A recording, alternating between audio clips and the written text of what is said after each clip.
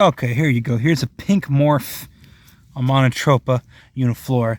And typically, you see these guys in the summer, and even the ones coming up next to it, you see them in the summer, and they're just bright white. God, out west, some people have posted these where they're like blood red. And I've seen Hypopthys Monotropa have that really dark, I think those are not beta-lane pigments, anthocyanins. That's a whole other conversation for a different day. Beta-lanes versus anthocyanins and that whole thing. Stress pigments. So these are produced by stress. These are stress pigments that this plant's producing. And oftentimes I've heard that, the later in the season they are blooming, the more coloration they have. The colder or more stressed out they are, the deeper the color. Now, Monotropa uniflora is very, very abundant in New England, especially around my neck of the woods. I see it almost every time I go out. I hear repeatedly, it's so rare, it's so rare, it's so rare. And you get it kind of all over the country. It's very rare on the West Coast, I hear. And that's where you see a lot of those weird colorations. Now, on the flip side, Hypopthys Monotropa is also found around the country, more common elsewhere than here. I've only come across it twice in bloom. And then the second time I found it, it was exhibiting stress pigment. Now, my theory is that where these are abundant, they're obviously doing well. And if they're doing well, they have no reason to produce that stress pigment. Flip that around, use that same logic for Hypopthys Monotropa. Not quite as common around here, but I've seen it readily producing that stress pigment. If you're smart or you're thinking about it, you can follow my logic here to basically say, I think in areas where these things are more rare and reasonable to assume harder for them to grow because they're more rare, they're just producing more of those stress pigments. So on a small population where they're not readily abundant, and they're presumably stressed out, they're going to have that coloration more intensely than they would if they're growing stark white. Hypopthys Monotropa tends to be a little bit on the yellower side, but there are areas where I've seen that growing stark white, just in pictures, where it's apparently much more common, and indeed it is a more widespread plant. I have no data to back up that hypothesis, just merely something I've been thinking about. I bounced it off of someone on Reddit who is actually a botanist by trade, and they said that that's a perfectly valid study to do. They thought that was an interesting hypothesis, and maybe with some validity to it. Of course, I'd have to get a good sample of different populations of Monotropa uniflora from across the country, including areas out west where it's rare, somewhat inaccessible from what I hear, and rather unabundant. I've seen it posted often. People from out west seem to have the notion that these plants only grow in stands of pure, uninterrupted, undisturbed old growth forest. And I mean, here I've seen them coming up on the edges of parking lots. I think that the soil and the climate here is just much more amenable to them. So that's my theory on that. That was just one of the things I wanted to show you. Theoretically, these shouldn't, you can see it too going off October 1st. Typically, these would have finished up quite a while ago. All right, what else do we have to look at here? Oh yeah, see, here's more. These ones are super fresh. There's more over there. Look at that. So don't let. These are. We saw them back in the woods too. Again, I'm sorry. I've gotten in trouble for calling super abundant. Some herbalist lady, I guess, took just thousands of these plants from an area where they're pretty rare, just to make a tincture out of them or something, and it caused some upset. I guess she since apologized, but what about this? What about this plant? Is it that people see it and they just want to make a tincture out of it? If anything, there's probably, they're not poisonous at all. I don't believe, but a tincture out of this, really? You just see this really fascinating. And if you don't know, I'm kind of glossing around. You're probably thinking, if you're not familiar with this plant, why the hell is this plant white? This is a mica heterotroph. It's a parasite of fungus. I got many videos about that. You can go back and watch one. I think I'm going to title it Parasites, Orchids, and Parasitic Orchids, where I'm talking about it. And I've talked about it plenty other times. It parasitizes fungus in the ground, commonly associating with oaks and pines. and what is around us, but actually not that many oaks right here. There's actually maples above me. Oh no, I see some oaks, but pines. So yeah, it's fascinating enough ecology. You don't need, it's not cool.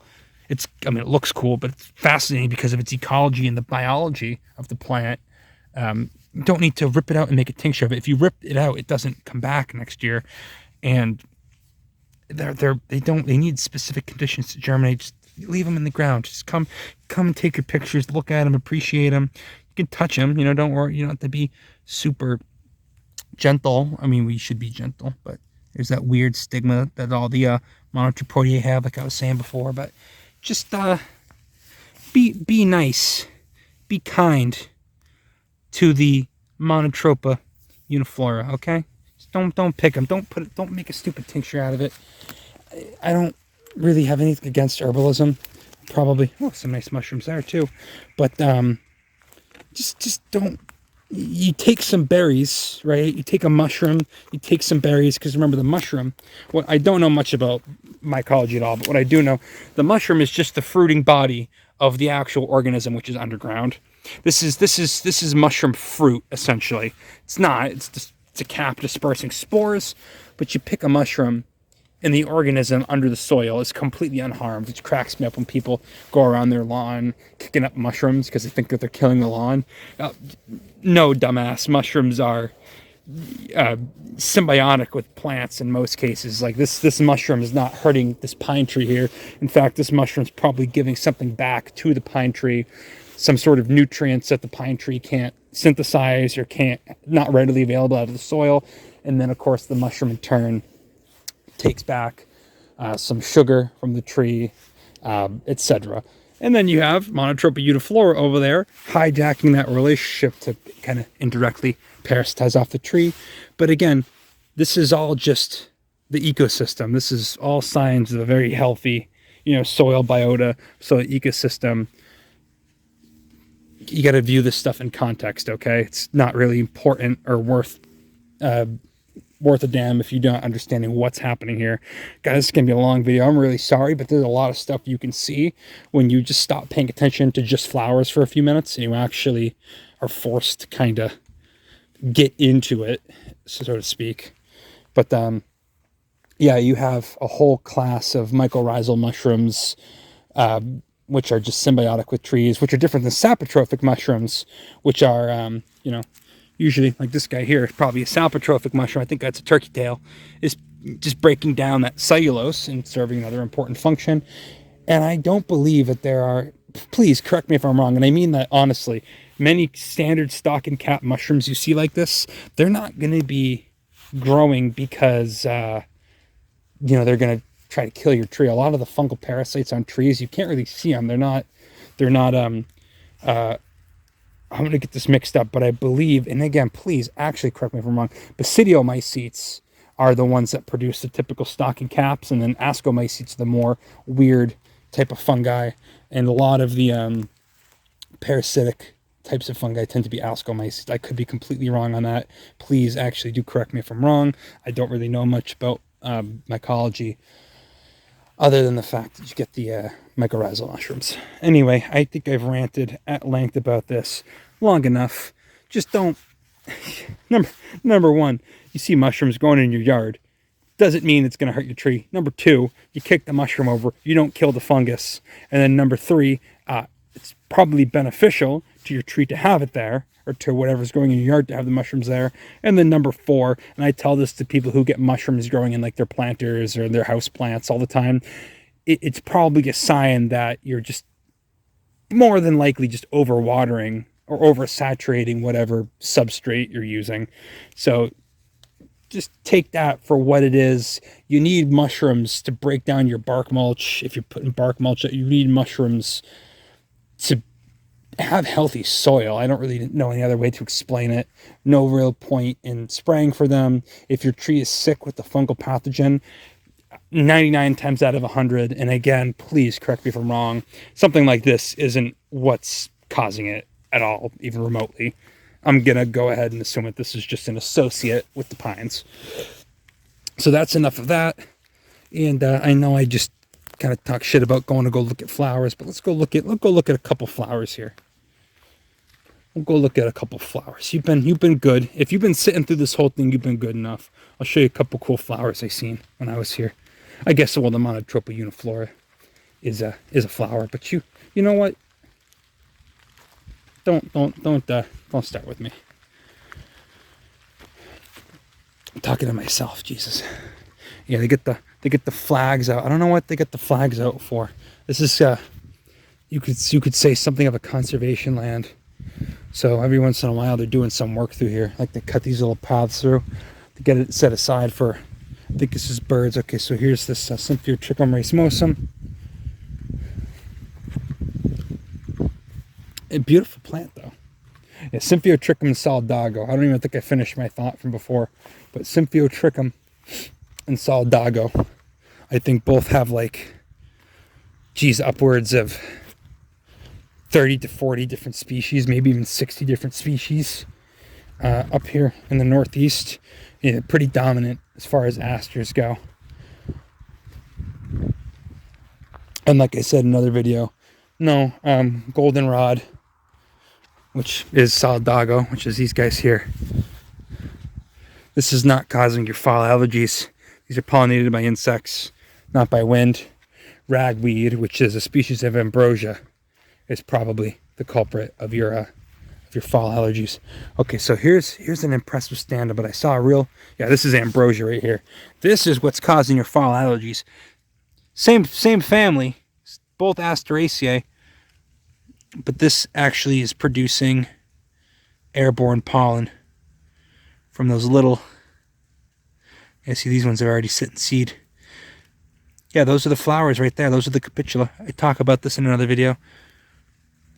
Ambrosia artemisiae, I guess because the leaves look like artemisia, which is what is that? Is that mugwort? It's another one the herbalists like. But yeah, here's this guy over here. Here's the champion. Good God. So you saw how small most of these were, but look at this magnificent bastard, just lit up. Completely lit up. Oh, it smells good too. Oh, there's a ow. You get a little buckwheat bastard come up here. That's Persicaria. I don't want. These get the sharp stems. They call those tear-thumbs or smartweeds. But look at that. And I am guessing that it's my sole kind of diagnostic factor that this is a Symphyotrichum racemosum, small white aster, not Calico aster, whose scientific name, same genus, Symphyotrichum, just a different species. I don't know the epithet for, I forget, for Calico aster. It's just that these tend to have the more ascending branches, and then I guess smaller flowers too. It's a Symphyotrichum. What do you want from me? New England aster, which a lot of people really like, is in that genus too. Symphyotrichum nova anglii, which I guess had a really bad year this year. Then you have some Bidens.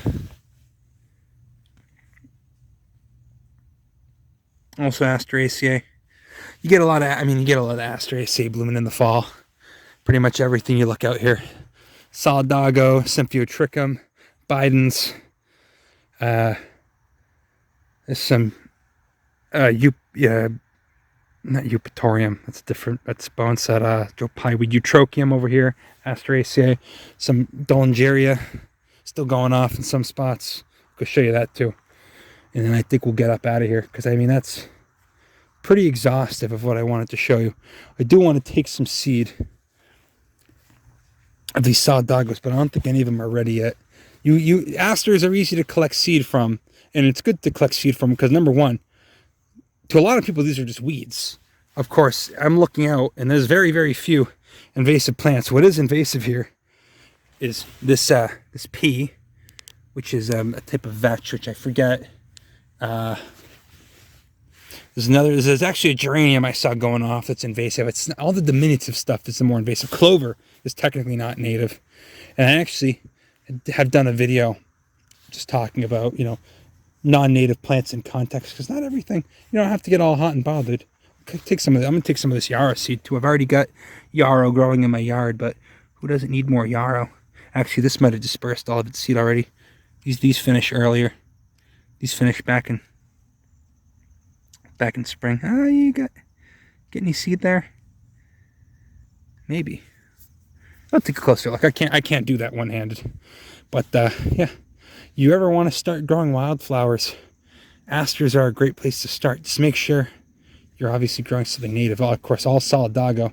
Solidago is all native to the U.S. There's no species. If you know it's a solidago and you're in the U.S., you're probably good to plant it if it's growing near you. I don't think any of these are invasive. Or people, it's really funny. People say shit's invasive when it's not. They just don't like it. So I've noticed that people have stopped using the term weed as often. And not, in some circles. And they'll just say, oh, it's invasive. Oh, Virginia creeper's invasive. Ragweed's invasive. Solidago's invasive. And indeed, it might be in another country. But here in the U.S., I mean, this solidago is all native to the U.S., Canada, and Mexico. I think they might get a couple species in South America, the Caribbean or something. Don't quote me on that, but the bulk of them are native to, and they're all native to North America. The bulk of them being native to United States, Canada, Mexico, or to the Americas. I don't know if you got any down there in South America, but whatever. It's going to be a long video. I don't care. Maybe I'll make it in 2 parts. So botanizing the off season, part 1 and part 2, whatever. I got a lot to talk about. You can see the Queen Anne's lace. This is what that Queen Anne's lace does when it goes to seed. Little Maricarps, Apiaceae seeds. Get some clover still. Man, you get red clover still going off too. Jesus. How's he doing it? It looks good. Like I said, not native. Oh yeah, compound leaves. Compound leaves, again. Remember, trifolium, that's what they call it. But that's a misnomer, because these aren't 3 leaves. This is a leaf with 3 leaflets. But who the hell cares? Okay, I'm gonna take a minute here, collect some seed. Jesus Christ. Yarrow is still going off. How does he do it? How the hell does he do it? Great plant. Man, okay. Zoom out there for a second. Yeah. Collect some seed. I got a couple more plants I can show you. Go show you Doellingeria umbellata, the white top aster. It has a weird geranium. That's not native. It's geranium Thunbergii. Just like, remember how we saw that Berberis Thunbergii.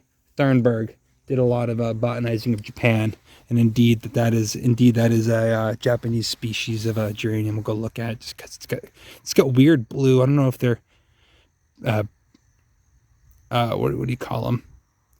Staminodes or what the hell they are, but it's got these little blue bumps in the flower that look kind of cool. Not many of them are seen. Some people are seeing them in this area. I wonder if that's going to become a problem, if they're going to get invasive or what they're going to do. I don't know I know you definitely have non-native geraniums, but I'm kind of just turning this into a rambling blog at this point. But if you don't like it, I mean, you don't have to watch it. Hopefully you're getting something of educational value out of this. But I'm going to collect some seed of this solidago here. I'm going to collect some seed of Doellingeria when we go see that. It's not over here. It's somewhere else. And then I think we'll be on our merry way. But yeah, it's a really big stand of Symphyotrichum racemosum. Unless it's Calico Aster. Always, please, feel free to correct me if I'm wrong. Sometimes they'll tell you to screw off because you're wrong. And I know that's really mean to say. But sometimes I mean it. It's nothing personal. But yeah, sometimes I have to correct people because no, I'm pretty sure I know the area. Especially if you're from the Mid-Atlantic and you think you're from the Northeast, you got some different stuff going on up here. If you're from Pennsylvania, Maryland, Jersey, you guys have some different stuff going on. A lot of the orchids that we get up here, for example, are more common down there. Like I think cranefly orchids are super common down from the Mid-Atlantic South. They only come up into one county in New England, and that's not this county. That's down in You get them on Martha's Vineyard, I think, and you get them on the southern part of the Cape, and that's about it. And then some orchids that are really rare for you guys, like Pink Lady Slipper, are really common for us up here. I had somebody comment on a video, and then somebody say in person to me, and I'm not trying to be mean. I'm like, I appreciate your feedback. I really do. It's just sometimes I gotta put my foot down. Yeah, I was kind of going on a rant before, but I may or may not cut some of that off. What I want to show you right here is a beautiful example of why Virginia creeper, which I was kind of talking about before, a lot of people are just like, oh, it's invasive because it climbs trees. It's not, and in fact, in the fall, it's really quite a beautiful plant. Parthenocissus quinquefolia, aka Virginia creeper, in the family Vitaceae, so it's actually in the grape family, and often commonly mistaken for poison ivy, of which it bears, in my book, no resemblance other than the fact that it grows up trees and does its thing. Yeah, interesting plant. The birds love that plant. Love it. The fruits, that is, I think. Anyway, we're gonna go look at a Doellingeria umbellata and see if there's anything else. Go. Worth note, but I think we'll be wrapping it up soon. Yeah, lovely birch tree. That's on the other side of the field there, going the long way. We're back out near the road now. But yeah, I had just filmed like 20 minutes worth of material. Like, I'm not making this video longer than my Mount Washington video. That's stupid. Or my Cape Cod video. I'll have to cut some of this out. But that's okay. Yeah, okay. Here's a Doellingeria umbellata. Hope I'm pronouncing that correctly. White top aster. This one's almost done. This guy's still got some of his little florets open. Yet another member of Asteraceae. I just realized I've been rude. You know, I've been very, very rude in terms of aster. I got to show you guys the filaries on these things, and I haven't really been doing a good job of that this episode. I like Doellingeria because you can really easily see each of those individual flowers. I don't think I've ever actually picked out a little floret on a sunflower family member. I'm going to take a second and do that just because I can actually show you what's going on there. Because remember, this is not a single flower. As I've said a billion times, this is a cluster of flowers called a, say it with me now, capitulum. Okay, I actually managed to get both types of flowers here. On the left, that's a ray floret, it's a little daisy ray, and a typically sterile floral parts. And then on the right there's a disc floret. That doesn't apply unilaterally because some members of the Asteraceae only have ray florets, and some only have disc florets. So sometimes those ray florets can be, excuse me, got a scratch my nose. Sometimes those ray florets can be perfectly fertile. You like when I say that, perfectly fertile. And then on the right there, you've got the actual disc floret, which looks just like a tiny little flower, and indeed it is, because that's exactly what that is. I think that's those are the stamens there. So it's in the male phase. 5 little lobes to it, like most do. I guess some asters have 4. I forget which ones those are. Those are weird ones. And some of the basal ones might have some different sort of anatomy going on there. But by and large, they get the little 5-lobed corolla there. And yeah, those are your 2 actual types of flowers you get inside the head. And we'll zoom out for a second here. You get inside the head of a capitulum, which is what these are. That's why they used to call them compositae. You know, they still called composite flowers, but the name of the family wasn't Asteraceae, it was compositae. And these Doellingeria, they like coming up on like the right on the edge of the woodland areas. But the reason why I wanted to show you is because even with all the drought this year, these things still get massive. And I mean they're herbaceous. They're kind of tough, but I think they resprout a whole new plant. I could be completely wrong on that. They might, come back from what they are. But I mean, this guy's dead. This guy's done. And I don't know I think he just grows a new plant next year, or maybe they're annuals. So I get a lot of weird annual sunflowers. I don't actually know the answer to that, and that's something I probably should have looked into as to whether or not this is an annual or whether or not this is a perennial. Because I know ambrosia is an annual. You don't really get that many big annuals out here. There's no real reason for a plant to be an annual in New England. That's more of something you see in drier habitats where it doesn't really make sense to grow every year, because some years might be too dry for you to grow. You know, so you get that rain, grow fast, produce a ton of seed that lasts in the soil, and then you just wait for that next rain, you germinate, do that all over again, and so on and so forth. This is the life cycle of many annuals. But out here in New England, we get plenty of moisture, so you know, it makes sense to get big and put a lot of investment. Oh, it's beautiful. I think that's a sugar maple or red maple. No, it's I think they planted sugar maples out here. Yeah, whatever. I'll get into maples and sapindaceae next year. I spent basically no time talking about maples this year, except for just pointing out where they were growing. Somebody who knows about, if you're an expert on maples, hit me up. I'll talk to you. I'll interview you on the show, or we can just talk, you know. But yeah, Doellingeria, kind of a neat plant. I just like them because they're big. I like the big asters. I like them because this is the type of plant you put in your yard, and despite it being, to me, well, a little past their prime now, this one's still going strong. Despite being, to many people, probably kind of a weedy, ugly looking plant, I find them quite beautiful. And any pollinators in your area will feel similarly. You know, you get a nice little edge of woodland in your yard, throw some of these down. Solid doggo comes up too, but not as prominently. In fact, it's not. There's some of the solid doggo around here. But let me show you that weird geranium, and then let's get out of here.